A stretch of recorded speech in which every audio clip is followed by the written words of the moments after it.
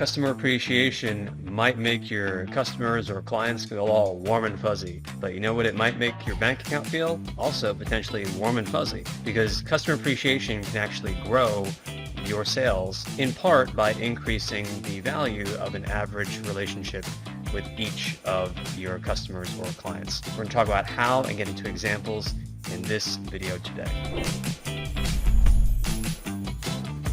Hi, my name is Matt Ackerson. I'm the founder and CEO of AutoGrow.co, in case you don't already know. And in this video, we're talking about customer appreciation and how it can actually help you to grow revenue and grow your relationships with your customers so that they are delighted and there's goodwill, there's a human connection, and they want to stay with you, hopefully forever. One of the best examples of this, I can tell you from personal experience, when I initially started AutoGrow, founded the company in 2010, during that first year, we signed up for our 1-800 number, which we still have today. Same 800 number, and it's the same company. Part of the reason why it's the same company was because I, as a customer, I think in part, got the warm and fuzzies when they sent me some delicious cookies. This is Grasshopper.com, okay? This is a 1-800, voice over IP, kind of digital, not answering service, but, they route your calls and everything and make you look professional. And they sent me this box of cookies, and they were like some kind of, like premium brand. And they sent me a handwritten note, which we have a picture of if you're interested to see it in the link in the article that goes with this video on the AutoGrow website. This just, it built a human connection. It was a handwritten, genuine note from, at the time, Jonathan Kay, who was the ambassador of Buzz for Grasshopper and Chargify. Again, this wasn't a company that needed to be doing this necessarily. I had heard of Grasshopper and I saw them interviewed on the Mixergy podcast several years earlier, and this was a company that was doing over $50 million a year annual reoccurring revenue because all of their relationships with their SaaS customers, because basically they more or less were a SaaS company. But perhaps it was in part because they did things like this that actually made them that successful in the first place. Because we're still a customer of Grasshopper today. It is one of the very few and very long-running subscriptions that we still have and that we've had since pretty much day one. And in part, it's that human connection. It's that sense of caring and acknowledgement. And they were actually thanking us in the note, not just for being a customer, but because we also featured them in this blog article that I wrote on sales funnel examples. Let's look at what the research has to say. Well, the research says that 70% of customers are willing to spend more on products and services from companies who deliver outstanding customer service. It's also, just the principle of reciprocity in a way too, that might be at work depending on, how you choose to deliver the customer service or other ways of just surpassing customer expectations. All right, so here's a great example from Warby Parker. So Warby Parker, eyeglasses company. So they ended up sending 2 pairs of glasses to a customer who actually lost his first pair. The customer's name was Mathis. He lost his Warby Parker glasses on a train ride heading home from Boston, and he ordered a new pair, but he was surprised when he received a package a few weeks later that contained 2 pairs of glasses and a handwritten note from Warby Parker. The note said, quote, "We hope you enjoy your new glasses. We also wanted to send you a spare pair just in case," end quote. This act of customer appreciation went above and beyond, and it made Mathis a lifelong customer. So just a great example, once again, going the extra mile, exceeding expectations. I think the principle also at work here is focusing on retention rather than acquisition, because according to many different research studies, it is going to cost you about 5 times more to acquire a new customer compared to the effort, time, and money that it would take to retain an existing customer. One of the principles that you can take away from this was a customer in a difficult situation, had a problem, but they went above and beyond by sending a second pair of glasses. It's great marketing. It's a great story as well. It's something worth talking about, and clearly Mathis, the customer, did in this case, just like I did with the Grasshopper example. By the way, speaking of which, if you're interested in tools that can help you with marketing your content, we just came out with a video recently before this. You can go ahead and check that out.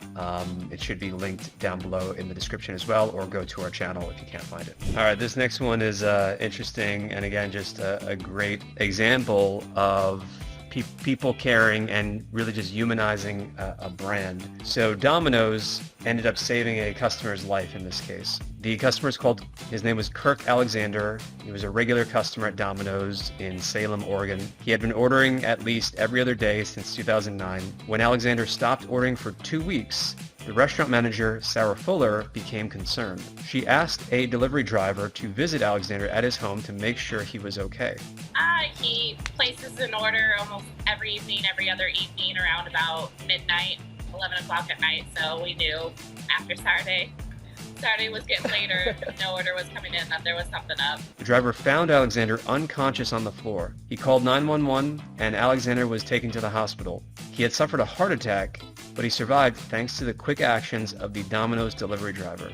That's a great story, but what a lot of people are probably thinking right now is like, yeah, it's unclear if it was the pizza that did it in the first place. Still, going above and beyond, having that human connection. And it also reminds me of a similar example where there's less of a question if it was the company that caused indirectly the issue. It's with Zappos. So Zappos was a company that Amazon bought some years ago, but Zappos did an amazing job under Tony Hsieh to brand the company as being all about customer service. That was their core competency. They sold shoes. They were known for selling shoes, but it was all about customer service and providing the absolute best experience possible when buying shoes. These people had questions and there were often returns. So they wanted to make that process as nice and as frictionless as possible. And they had a big call center and people were all very much trained on that. But there was one customer that called in and was talking to a representative, and the customer support rep heard from the customer that she had recently lost someone in her family, her father. The customer support representative empathized with this customer and actually went ahead and just sent flowers to her home address. It's just a touching story, and it's a story about Zappos. Doing good can be very good business, and it's a form of customer appreciation and how you can show customer appreciation simply by caring. And another example that comes to mind is Nordstrom. So Nordstrom was featured as one of the top performing companies in the book. I think it was either Great by Choice or Built to Last by Jim Collins, some of the best books I have ever read about business. In this case, a customer brought tire chains into the store, and Nordstrom doesn't sell tire chains. They sell clothes, last time I checked. But the customer was insistent, saying, I want to return these, I want my money back. Whenever this happened, I believe it was in the 80s, the customer service representative who was at the desk in the store said, okay, and gave them a refund for the tire chains, which they didn't even sell, and they had no obligation to do. So to wrap up, let's talk about some of the principles, some of which we've already mentioned, that are at work in these examples, so that you can best, at the very least, engineer some customer appreciation into your workflows, into your company's system and DNA, and perhaps even into your company culture for the long term, and benefit both your customers and your company and brand. So, for example, we already talked about retention over acquisition. This is just the principle that it is far, far easier, about 5 times based on research, to retain an existing customer or client than it is to acquire a new customer. Providing world-class customer service, we talked about that. Surpassing customer expectations. Promoting your customers. For instance, for B2B companies, referring clients to others or promoting them on your social media channels can show appreciation and add tremendous value to their bottom line. People like to be recognized because, hey, if you're a SaaS company, it's the customer who was also getting the benefit for themselves by using your tool. Probably there was maybe some self-service element in it too. It's more of a full service, productized service or agency type of scenario. If they're also a B2B company, hey, to potential future clients or customers through your website or your content online and through social media. But again, it's kind of a form of recognition. Authenticity really sells, but can help your brand to sell in the form of social proof, but it's also a form of promoting your customers and showing appreciation. Proactively apologizing for failures. In doing research for this article and video, this is one that came up.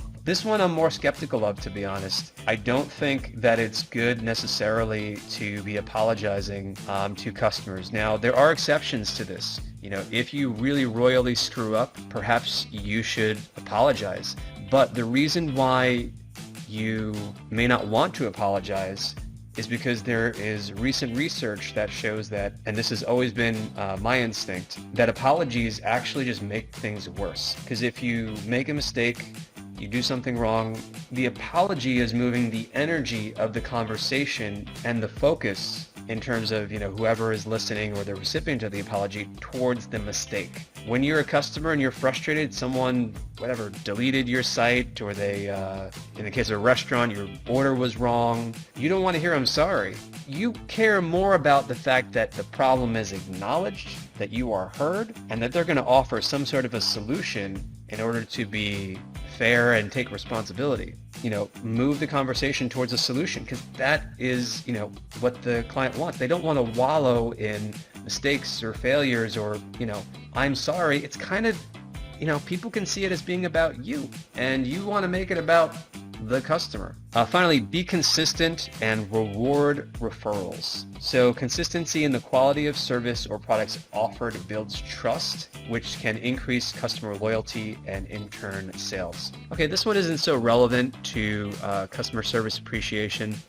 It is relevant in terms of brand consistency, which is something that we recently wrote an entire guide about, of how brand consistency can grow your revenue by 10 to 20% if you apply it correctly. And we went well beyond in terms of researching, writing, and recording the video for that one, to talking about brand consistency and what it really means in a tactical way. So if you're interested in that, be sure to check out the link for it in the description, or you can go to our channel to find it. But in terms of service, and in terms of showing appreciation for your customer through consistent quality of service, this is going to help both to build your brand, as well as it's just showing that you value the customer relationship, because you are making this investment in terms of how you engineer your business to be appreciative of customers. So what did you think of these examples and these principles? Did you like this video? Would you like us to go more in depth? And what ways are you actually using customer appreciation in your business? What was the number one takeaway for you, and how are you going to tweak your existing operations coming out of watching this video? Leave a comment below, and if you enjoyed this content, I encourage you to subscribe, share, and also join our email list. That is the fastest way to learn about new content and also get access to content that not everyone else sees and that we don't always publish publicly. Finally, if you are a business owner or a marketer or an agency owner, you probably know that there are a lot of headaches involved with scaling because you need a marketing team to help you to execute on your marketing campaigns. And you're only one person, and if you even have a team, your team could already be maxed out. But with AutoGrow, we help you to scale without the headaches of hiring, and helps you to remove your marketing capacity bottleneck. Whether you're an agency trying to take on more clients and bottleneck in terms of you have to hire more people in order to take on more clients, that's a reality. Or if you are, for example, a SaaS company or a coach, and you just know that you have to delegate in order to scale, and you don't want to deal with the additional overhead and responsibility of having to hire new payroll and interviews, and instead, for a fraction of the cost of hiring someone, part-time or full-time, you you can sign up for AutoGrow. It's a flat monthly fee. You get a full team at your fingertips, and you can delegate unlimited marketing tasks. And best of all, you can get started and try us out. Make sure it's a fit for you and for your business for just $7. We have a $7 for 7-day trial. Some of the skill sets that are included, it's up to 16, but some of them are copy, content writing, design, both graphic and web design, ads, development, and so much more. So check us out at autogrow.co if that is of interest to you. So until next time, keep auto growing and stay focused.